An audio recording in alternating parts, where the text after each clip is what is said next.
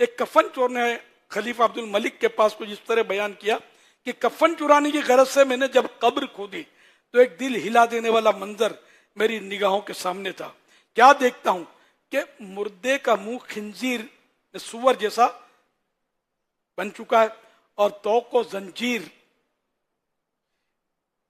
چین میں بندھا ہوا ہے, زنجیر میں جکڑا ہوا ہے.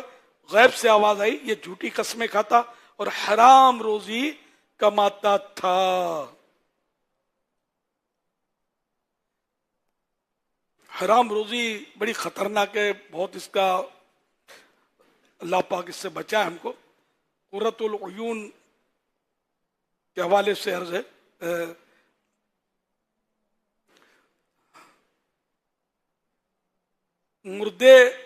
مرد سے تعلق رکھنے والوں میں پہلے اس کی زوجہ اور اس کی اولاد ہے. یہ سب یعنی بیوی بچے قیامت میں اللہ پاک کے سامنے کھڑے ہو کر عرض کریں گے, اے ہمارے رب ہمیں اس شخص سے یعنی میرے باپ سے, میرے شوہر سے ہمارا حق دلوا دے, کیونکہ اس نے کبھی ہمیں دینی امور کی, دین کے احکام کی تعلیم نہیں دی اور یہ ہمیں حرام کھلاتا تھا جس کا ہمیں علم نہ تھا.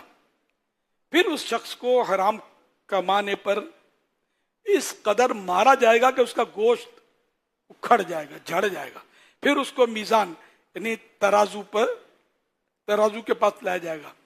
فرشتے پہاڑ کے برابر اس کی نیکیاں لائیں گے تو اس کے عیال یعنی وہی بال بچوں میں سے ایک شخص آگے بڑھ کر کہے گا میری نیکیاں کم ہیں, تو وہ اس کی نیکیوں میں سے لے لے گا.